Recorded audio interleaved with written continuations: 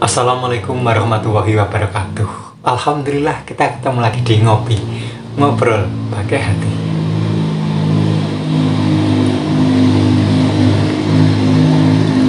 Bagaimana kabar hari ini? Alhamdulillah kita sudah 8 hari berpuasa. Mudah-mudahan kita tetap sehat, kuat, dan tetap semangat ya. Mudah-mudahan kita bisa menyelesaikan sampai 30 hari dan rezeki kita mudah-mudahan lancar dan berkah. Amin. Ya, kali ini kita mau ngobrol apa ya? Ya, mungkin yang sedang banyak dibicarakan orang yaitu tentang pemecatan Dokter Terawan. Ya, kita orang awam agak terhenyak ya. Ada seorang dokter yang pernah menjadi menteri berpangkat mayor jenderal dipecat oleh organisasinya yaitu Ikatan Dokter Indonesia. Ya, orang awam sih tidak begitu jelas ya permasalahannya apa. Tapi karena menurut ID Ikatan Dokter Indonesia, Dokter Terawan tidak ada etikat baik untuk memberikan penjelasan atau melengkapi penemuan-penemuannya, dan penemuan-penemuannya tersebut sudah diterapkan. Nah, inilah dilema ya. Ini juga yang salah siapa? Apakah Dokter Terawan? Apakah ID? Kita kurang mengerti. Tetapi inilah sebuah penemuan. Kalau menurut saya, sekecil apapun patut dihargai. Menurut Anda bagaimana? Sama kan? Karena penemuan itu pasti sudah mencurahkan energi untuk tahapan-tahapannya mereka lakukan. Tentunya sudah berbagai tahapan dia kerjakan. Hanya tuntutan dari ID ini agar Dokter Terawan mengajukan proposal, kemudian ada tim pembanding dari hasil risetnya, hasil penemuannya itu sebelum dipublish. Nah, tapi di sini Dokter Terawan bersikukuh bahwa dia sudah mempublish penemuannya atau risetnya itu sebagai disertasi waktu mengambil dokter di Universitas Hasanuddin. Nah, dalam hal ini tentunya Ikatan Dokter Indonesia ini juga seperti yang disampaikan oleh Bang Hotman. Kalau kita melihat taksonya Hotman Paris ya, itu mengatakan bahwa apakah ID sudah melakukan penelitian sehingga dia menyalahkan dari penemuan Dokter Terawan. Tetapi ID tidak berkewajiban, yang mencari pembanding adalah Dokter Terawan sendiri. Nah, inilah kalau kukuhan ini yang dirugikan siapa? Masyarakat. Dan penemuan ini merupakan barang langka. Saya mungkin belum tahu juga ya apakah dokter-dokter Indonesia yang lain sudah ada penemuan-penemuan, misalnya cara apa gitu ya, mungkin ada ya, tapi saya kurang tahu.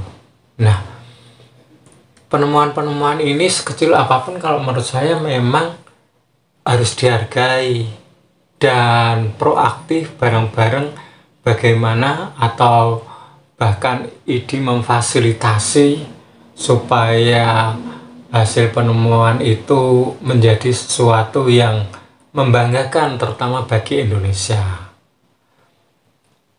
banyak sekali anak-anak bangsa yang memiliki pengetahuan yang lebih, yang akhirnya terdepak di negeri sendiri, yang merana, yang sakit hati. Ya, saya pernah membaca kisah Insinyur Riantori Angkaraharja yang meninggal karena stres, karena dia diadukan oleh mantan anak buahnya, katanya itu menjiplak, memasarkan hasil penemuannya, padahal desain anti gempa sarang laba-laba itu yang menciptakan adalah beliau, Insinyur Riantori bersama rekannya Bapak Sucipto. Keduanya sekarang sudah almarhum. Itu dia sudah mematenkan. Nah, yang melaporkan ini adalah orang yang merasa sebagai pemasar paten desain sarang laba-laba ini anti gempa. Karena ini terjadi di Aceh, ada 32 bangunan yang waktu itu gempa 9,3 skala Richter. Ada 32 bangunan yang dirancang oleh menggunakan sarang laba-laba, dirancang oleh Riantori ini, tidak bergeming oleh gempa tersebut. Dan di Padang, diikuti di Padang, kemarin ada gempa di Padang juga tidak bergeming. Jadi Insinyur Riantori ini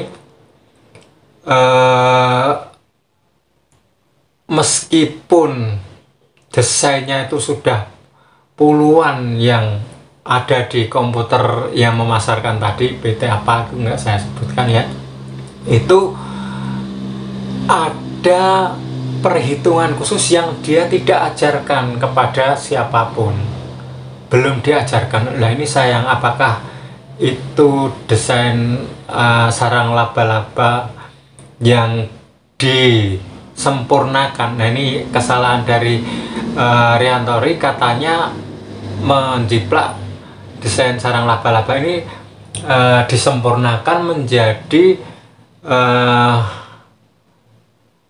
desain tiang pancang beton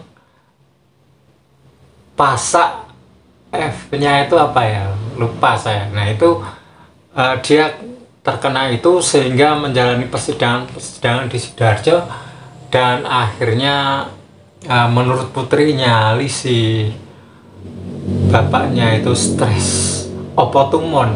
Nah dia menulis di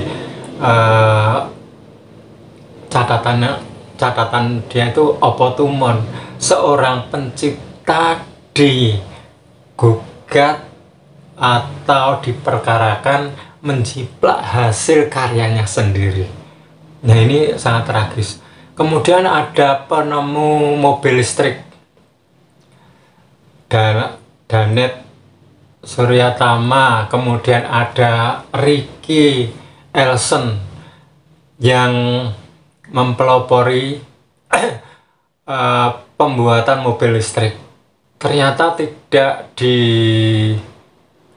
diapresiasi dengan baik oleh pemerintah, malah justru para penyumbang dananya diperkarakan dan akhirnya menjadi bermasalah pembiayaan mobil listrik yang dulu digagas oleh Menteri BUMN Dahlan Iskan sampai sekarang. Dan para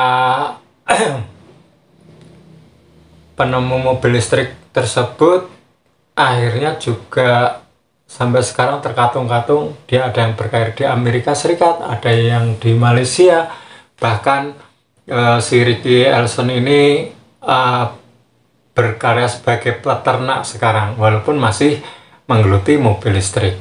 Nah tragis sekali kan di para penemu anak bangsa ini juga penemu jaringan 4G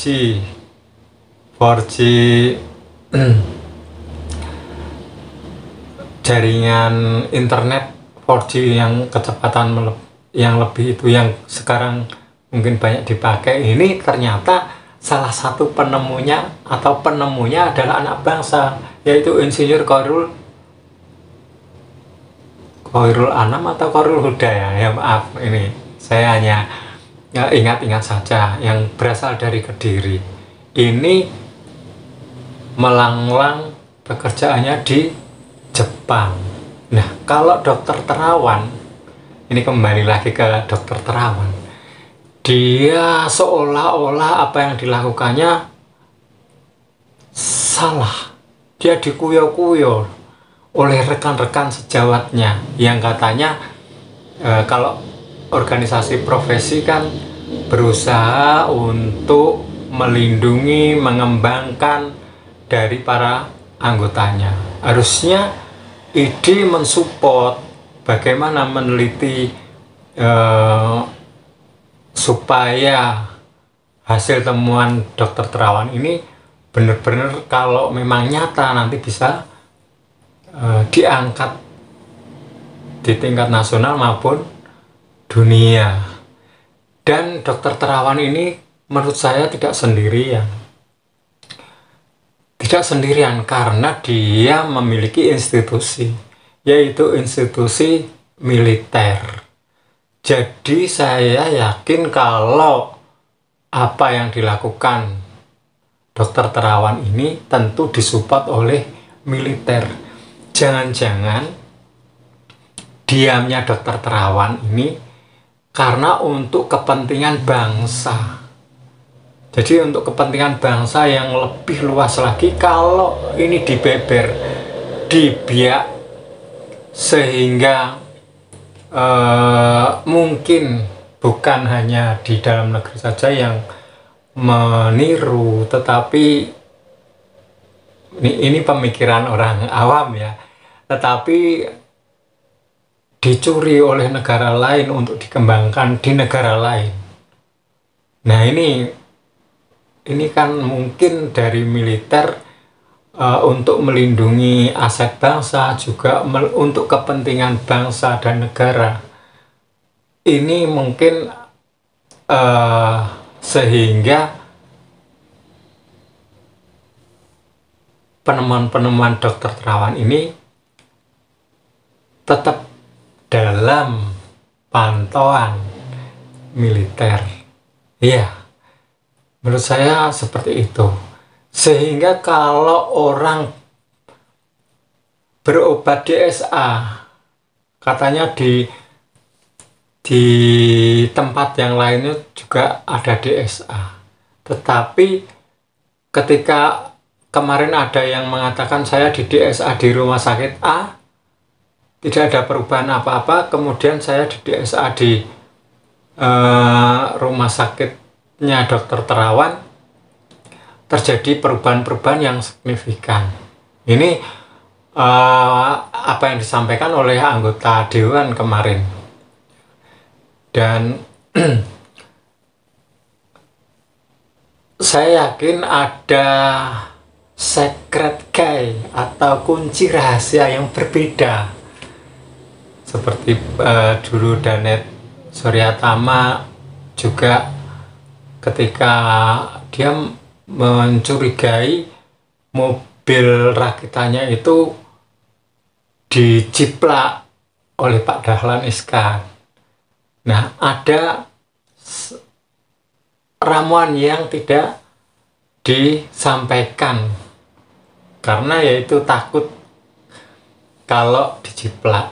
Seperti juga Insinyur Yantori yang ada perhitungan yang tidak diberitahukan kepada siapapun. Nah, ini juga walaupun sama-sama DSA, digital, subgrade, angiograph, dilakukan oleh rumah sakit yang lain, tapi saya yakin ada secret key.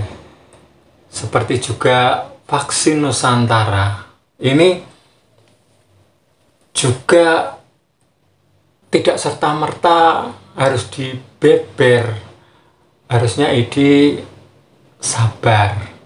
Kemudian ID juga koordinasi dengan militer, karena bagaimanapun Dokter Terawan ini berada di bawah institusi, yaitu militer.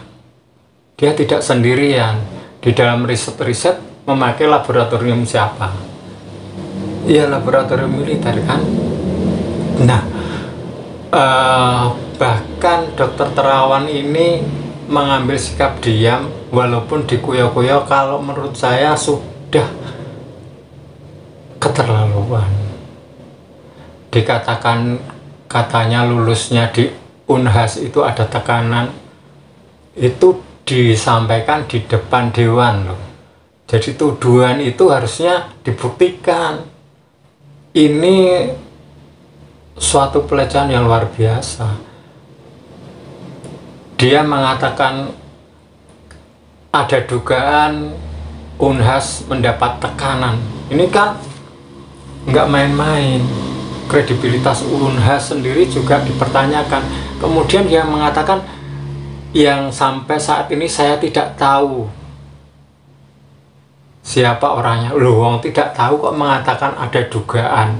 Dan ini kan malah nggak ilmiah. Kemudian dikatakan halu Dokter Terawan itu lupakan vaksin Nusantara. Ini saya baca, saya ikuti seperti itu. Nah, gimana? Dokter Terawan harus menjelaskan kepada orang-orang yang sudah stereotip, yang sudah pasti bahwa penjelasannya tidak akan diterima. Dan Dokter seperti Bapak Panduryono mengatakan Dokter Terawan itu jenderal, jangan berlindung di balik teman-temannya. Padahal Dokter Terawan kan tidak ngomong, tidak minta ini minta itu kepada masyarakat, kepada publik supaya mendukungnya. Nah, ini bagaimana orang bisa mengatakan bahwa Dokter Terawan berlindung di balik politik atau di balik teman-temannya. Bahkan Dr. Bambang Budiono mengatakan apa yang dilakukan oleh Pak Terawan ini seperti batu milik Ponari. Coba ini disampaikan seperti itu. Bagaimana perasaannya seorang penemu yang sudah mencurahkan seluruh energinya untuk menemukan suatu hal yang berguna bagi masyarakat, dikatakan seperti itu. Tidak ada support sama sekali, bahkan dihinakan. Untuk memenuhi syahwat dari segi inilah, segi itulah, tetapi nggak ada proaktif. Coba kalau proaktif bareng-bareng, oh ya penemuan seperti ini, bagaimana dok?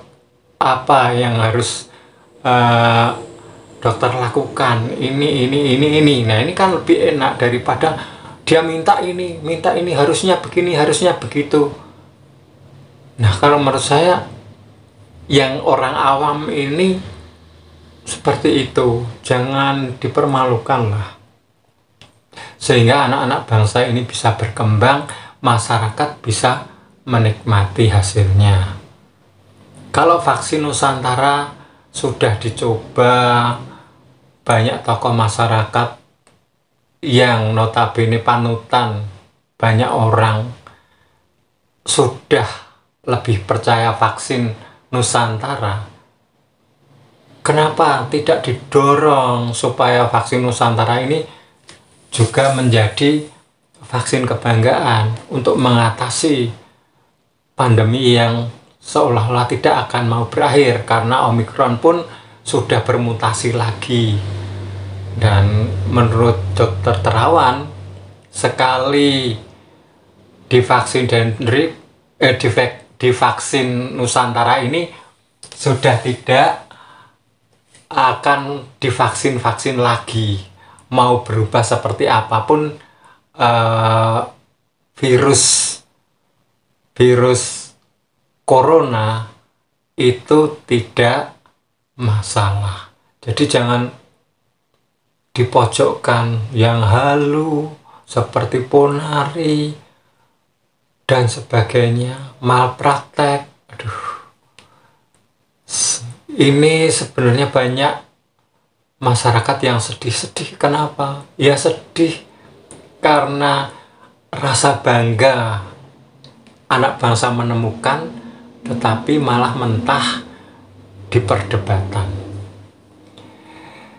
Aduh, sampai di sini dulu, terlalu lama ya, tetapi nggak apa-apa.